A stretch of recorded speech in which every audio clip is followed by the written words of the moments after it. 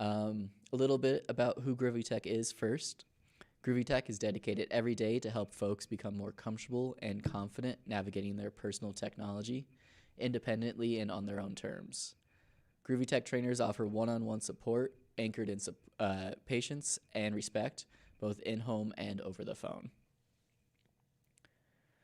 To start, we are going to go over how to connect your printer. Now, when it comes to printing, there's a couple different ways that you can connect. Some of the three main options are USB, Ethernet, and Wi-Fi.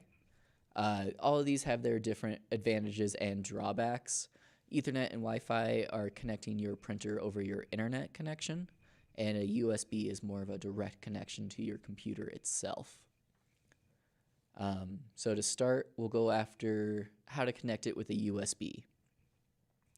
This one is the most plug-and-play option out of all of them. Basically, you'll find the port on the back of your printer that looks sort of like this, and you'll find the end of that USB cable that has that similar shape. Plug that into the back of your printer, and then plug that other side of the USB cable into your computer.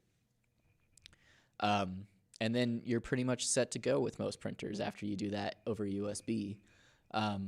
One of the big downsides is that a USB connection is, when you have that, you're only able to connect it to that computer alone.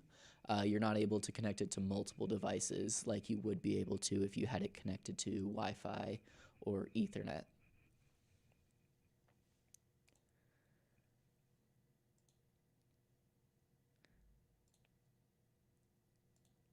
All right, and then so like I was saying, if you do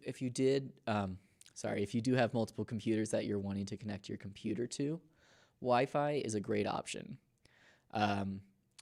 It's all the advantages of a network connection, but you don't have to have your printer close to where your router is. Every printer is a little bit different, but to connect your printer to Wi-Fi, you're going to look out for that little gear wheel on your printer screen itself, and that should allow you to get into their settings, and you're going to look for either network settings or Wi-Fi settings once you're in there. And then once you find either your network or Wi-Fi settings, you're going to be able to find your network from the list of available Wi-Fis that your printer can find. And once you find that, it's going to ask you to enter in your password. And most printers don't have a keyboard or anything like that, so it is kind of annoying because you have to use that tiny little touch screen. But once you get your password entered, you'll be connected, and you'll be able to connect to your printer on your computer. Now, the computer side is the same as if you're connected over Ethernet. So we're going to go over the Ethernet connection first, and then we'll cover how to connect it on your computer itself.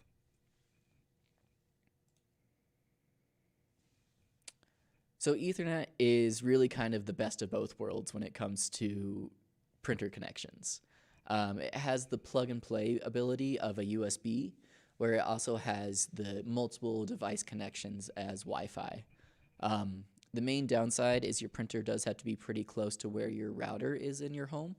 But if it's already all in your office, then no worries. You just have to get a little Ethernet cable that looks like this once it gets there. Those blue cables, that's what you're going to be looking out for. So what you'll do is you'll take one end of that Ethernet cable, and it doesn't matter, they're both the same on either side, and connect it to the back of your printer. And then you're going to take the other side of that Ethernet cable and connect it to the back of your router. Now make sure on your router you're plugging that Ethernet cable into a LAN port or Ethernet port. If you connect it to one of the other ones like phone or something like that, it's not going to connect correctly to your internet, and you're not going to be able to find it on your computer itself.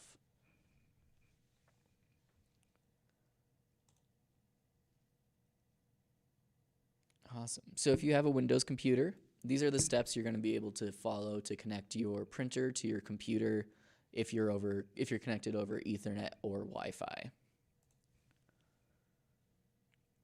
So first, you're going to go ahead and look for the little search bar in the bottom left-hand corner of your screen. And you're going to type in printers and scanners. And that result should come up with the name of printers and scanners.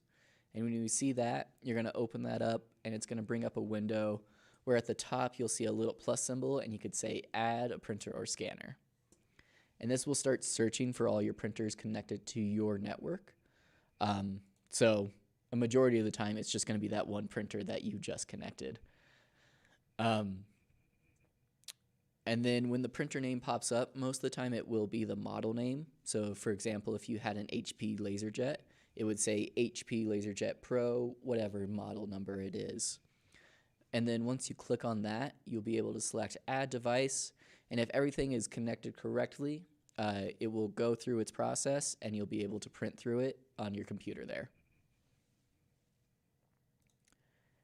Now, if you have a Mac computer, it's a fairly similar process to Windows, but you'll start by clicking the little Apple logo in the top left corner of your screen.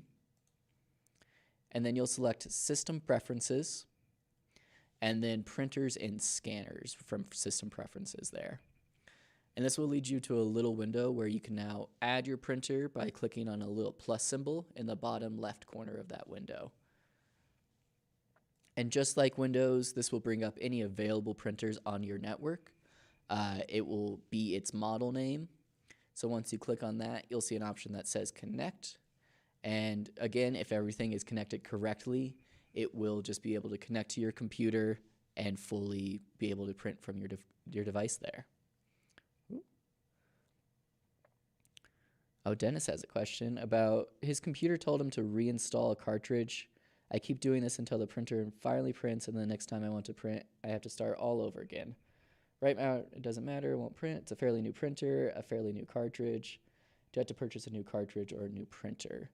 And that's, unfortunately, these new ink cartridges are pretty proprietary.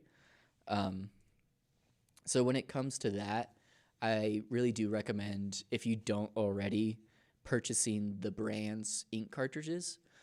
So for example, if you have an HP printer, I would definitely look out for an HP cartridge because they do have little chips on the bottom to identify which ones are actually HP and which ones are not. So that could be causing the issue, or it could just be it's not reading it correctly and it needs that little sensor cleaned. It's an HP cartridge. Okay.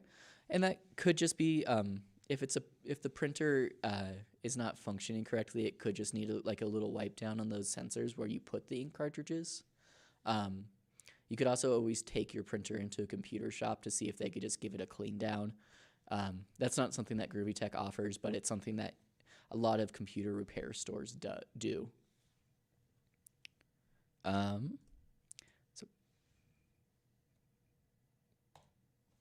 back to the presentation. Some common issues that I've seen people run into a lot with printers is when they're connecting over the network or Wi-Fi or Ethernet, you have to make sure that your computer is connected to that same network. So if you have a device connected to Wi-Fi that's a different channel than your printer is connected to, there's a good chance that it might not show up on your computer. So that's a good thing to look out for when you are trying to connect it with a printer or with Wi-Fi or Ethernet to make sure that all your devices are on the same network there. And then another thing, if you're connecting with Ethernet or USB, make sure those cables aren't broken or frayed anywhere. This could cause a lot of issues where it doesn't need to be. Most of the time you're able to just purchase one of those cables again at a Best Buy or computer store, and you could just replace that cable and you don't have to have that huge headache of trying to figure out which part is the problem.